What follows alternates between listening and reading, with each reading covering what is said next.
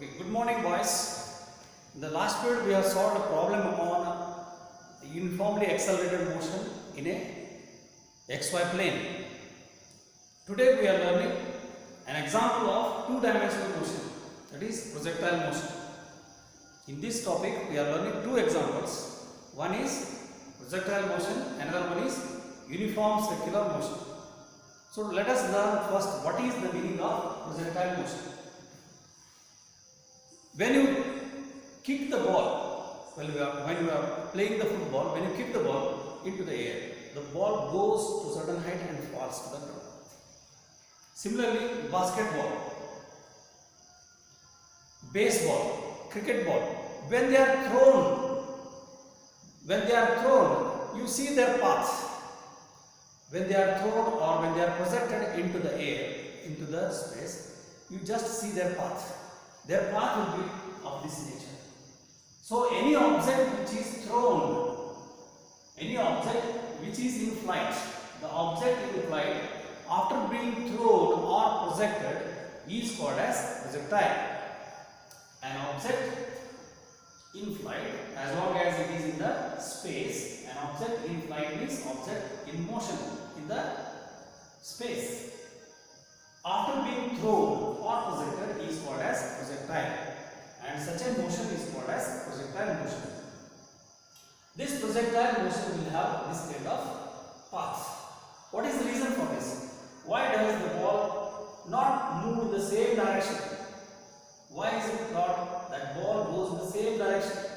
It falls back to the ground. It falls back to the ground because of the gravity. There is always gravity acting on the ball at every point, whether it is a cricket ball, basketball which is thrown, or football which is kicked into the air, or any other object which is shot into the air, which is thrown into the air, it will have this kind of path. And such a motion is called as projectile motion. The main reason for this projectile motion is the gravity. So this projectile motion is thought of as having two components. It is having two independent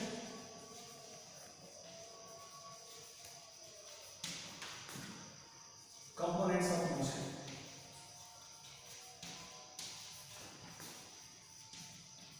Both these independent components of motion together form projectile motion. What are those? One is horizontal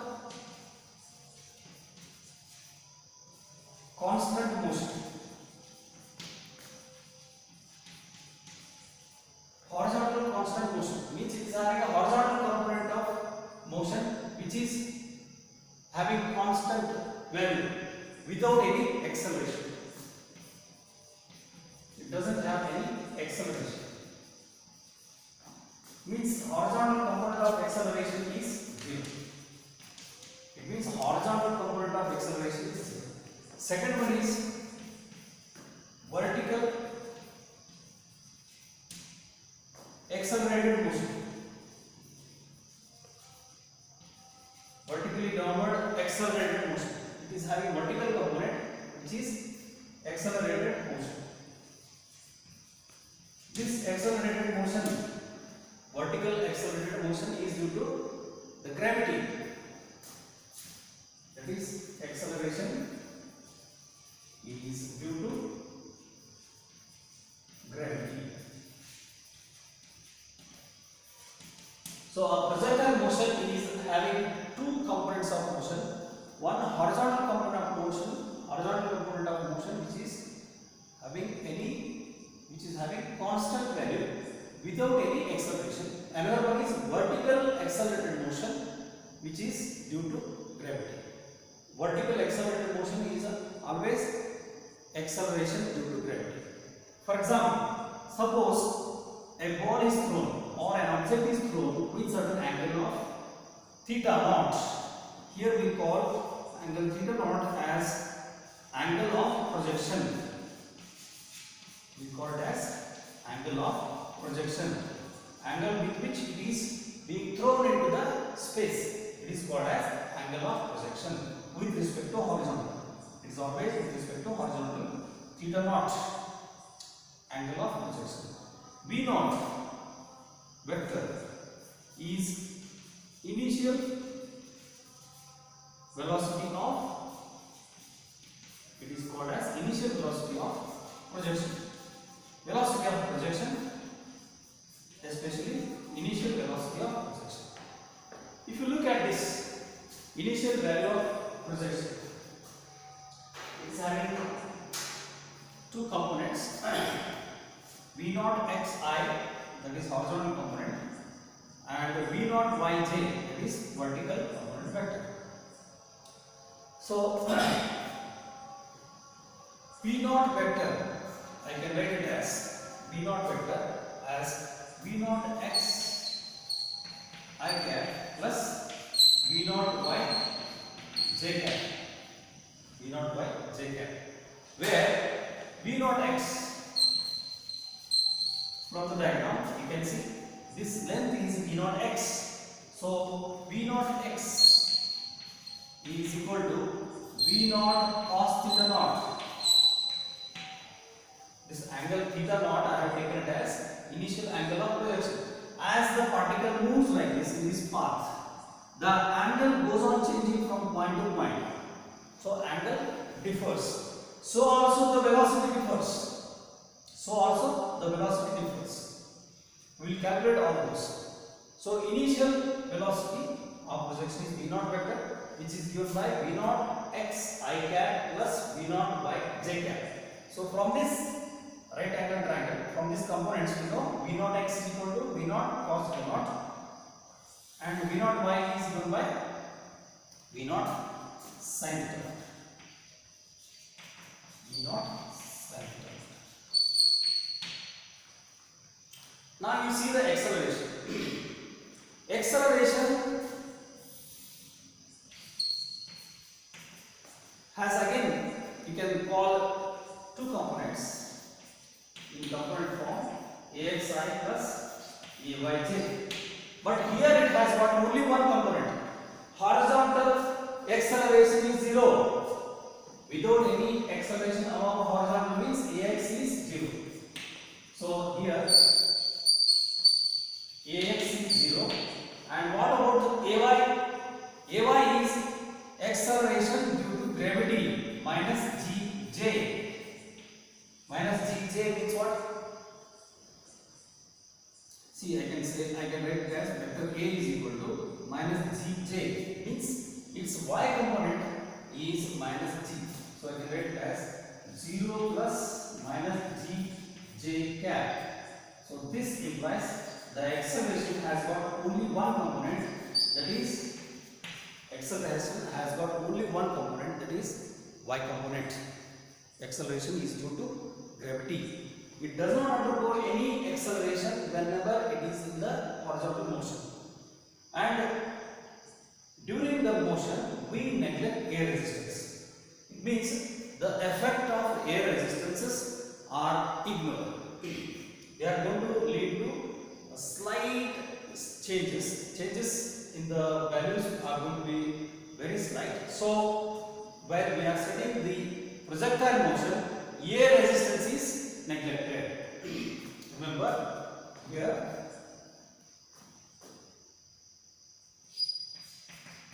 air resistance is neglected. But in our ground, when you are playing football or basketball, even volleyball, we cannot neglect air resistance. So our expected paths are different. The motion of the ball is different. That is because of considerable amount of wind motion. So just think that air resistance is neglected, ignored. Then we will have a just well-defined path. That is what we call as path of projectile. So once we learn these ideal conditions, then we can later on, if you want to apply air resistance, then the solution will be different. So let us learn projectile motion where air resistance is neglected. Then it will have only one component of acceleration, that is acceleration due to gravity vertically downwards. So wherever the particle is there, suppose the particle has reached here, the acceleration is always vertically downwards. Suppose it has reached here, it is always vertically it doesn't have horizontal acceleration. Horizontal acceleration is 0. It means it is having constant velocity component Vox. See, I will write Vx or Vox is equal to V naught cos theta naught remains constant. This is the meaning of this first point. Horizontal constant motion means it is having the x component of velocity V naught cos theta naught is always constant. What is the meaning of second? Second point is the acceleration is due to gravity minus gj. It means it has only one component of acceleration, that is acceleration acting vertically downwards due to gravity. These are the two things which are given here. So these two were first illustrated and expressed by Galileo.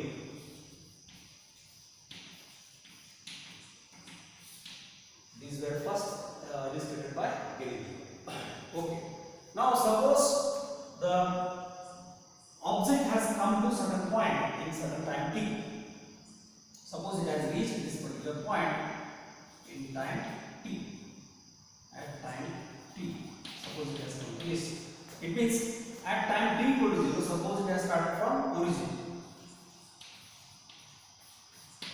Suppose the particle has started, object being projected from origin. From origin means x naught, y naught coordinates are 0. X naught, y naught coordinates are 0. After some time,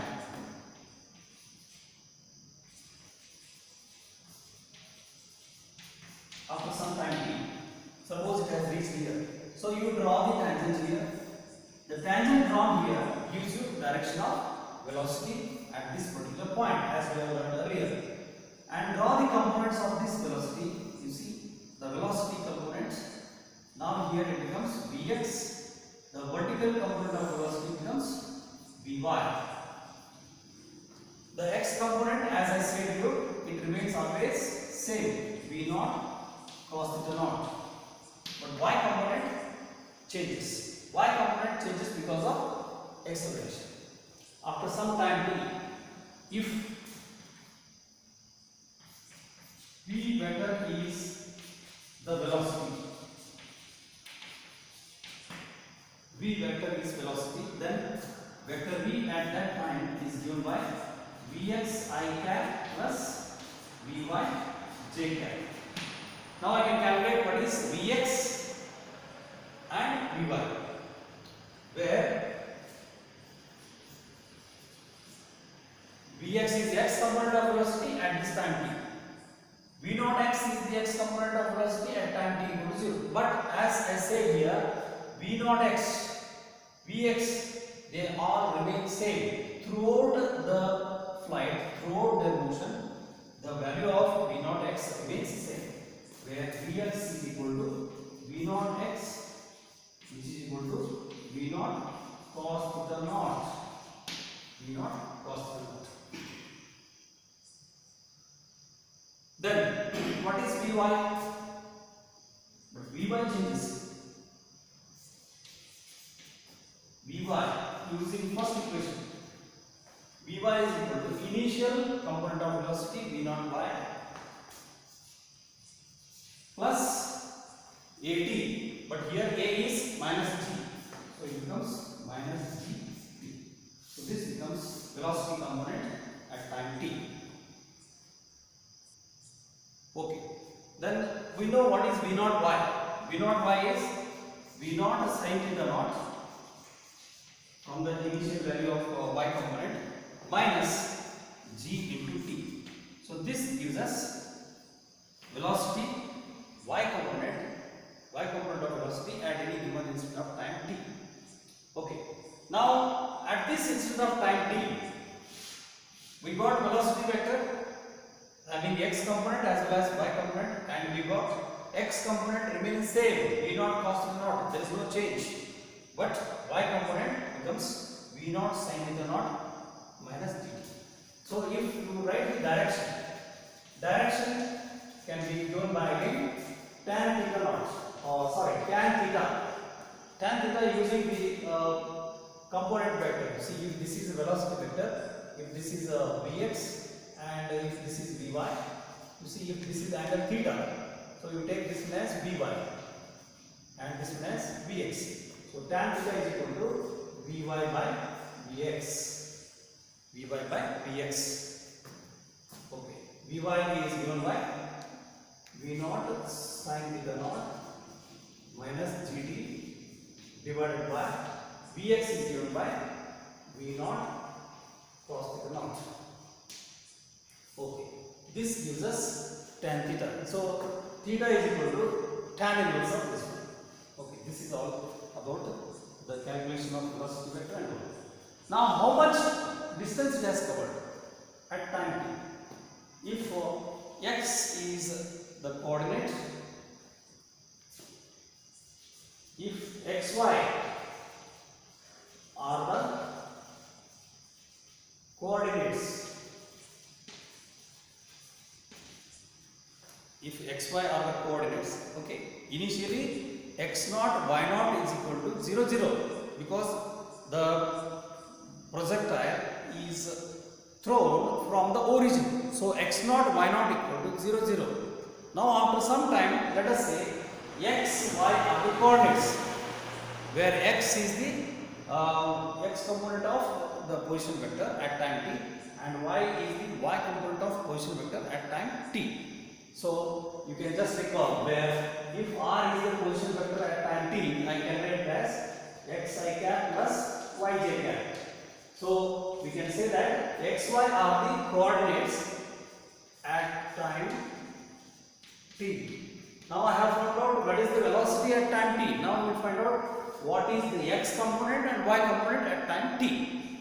So using the second equation of motion, x equal to, look at this, x equal to u naught x, here it is a v naught, I have taken it as v naught.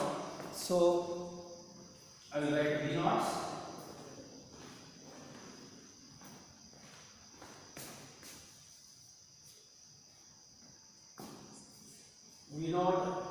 x t, look at this, v naught x t plus half ax t square. This is the second equation of motion, where x is the x component of position vector. But you know, since the horizontal motion is constant, acceleration along horizontal direction is 0. Therefore, this second term becomes 0. So we get v naught x t plus 0. But what is v naught x? V naught x is v naught cos theta naught. Therefore, x becomes equal to v naught cos theta naught. X is equal to v naught cos theta naught. You call this v naught cos theta naught as equation 1. Now similarly I can write y component of position vector. Y component of position vector at time t. Y component of position vector can be written as v naught yt plus half ay t square. Again it is ut plus half at square. Only thing is it is y component, initial component of velocity vector into initial component of y component of velocity into time plus half ay t square. But what is ay? Ay is minus g. Why it is minus g? Minus g, it is because the acceleration due to gravity, it is always vertically downwards, always acting towards the center of the earth, always acting along the negative x-axis, negative y-axis of the coordinate system. When it is acting along the negative y-axis of the coordinate system, so that direction should be taken negative. Therefore, acceleration is having only y component, that is minus g. Whether the ball is moving up or falling down. When it goes up to certain extent, it reaches maximum height and then it starts falling down. And it goes up and reaches maximum height and then it falls down. This is the trajectory. So during this complete motion, the acceleration is always acting vertically downwards. That is Ay is equal to minus g. Therefore, I can substitute the values. So it becomes V naught sin theta naught, V naught sin theta naught into T minus half g T square. This becomes y component. Now if I substitute the value of x, see here, x is equal to V naught x into T. So finally we got here x is equal to V naught x into T. So V naught x is V naught cos theta naught. So this is to be multiplied by T. V naught cos theta naught into T. So from this equation 1, what is T? From equation 1, T is equal to, look at this, V naught T is equal to x upon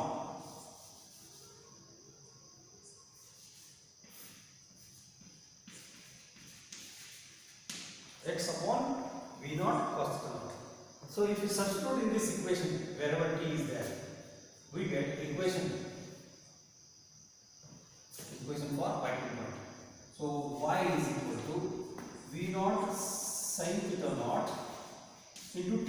T is x upon V naught cos theta naught minus g by 2, I write it as g by 2 into T square.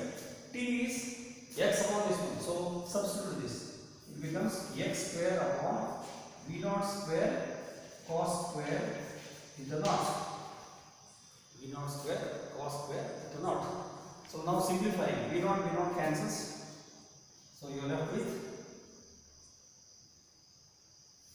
tan theta naught into x.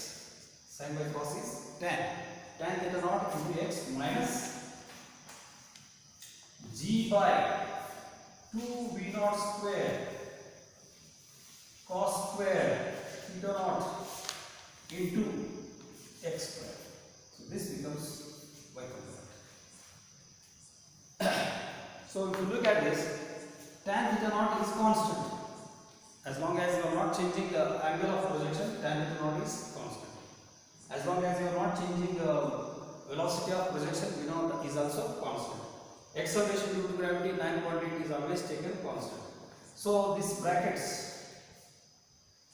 these are constant. If you write this bracket as A and this bracket as B, then we get an equation of the form A plus Bx square.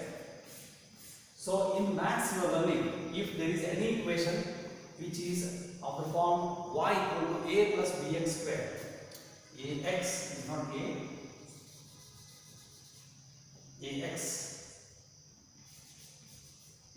plus Bx square, here Ax plus Bx square, where A takes the value tan theta naught, B takes the value g upon minus g upon 2 V naught square cos square theta naught. B takes the value minus g upon 2 V naught square cos theta naught square. So this equation y is equal to Ax plus Bx square is equation of a parabola. This is equation of a parabola. This is called as parabola. This is equation of a parabola. So this equation y represents the trajectory, the path of projectile, which is essentially parabola. So this is representing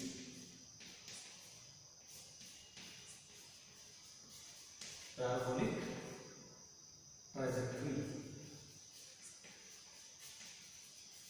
Why is it representing parabolic trajectory? Because in maths you are going to learn in detail the equation for parabola is given by Ax plus Bx square, and when we got the equation for projectile, y component of projectile, when we got the equation y is equal to tan theta naught x minus g upon 2 mu naught square cos square theta naught into x square.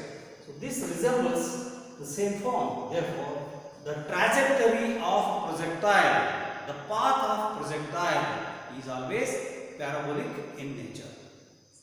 So it is a frequently asked question in the examination. Prove that the trajectory of a projectile is parabolic in nature. Prove that trajectory of projectile is parabolic in nature. Then you have to start with these things. I think things are clear.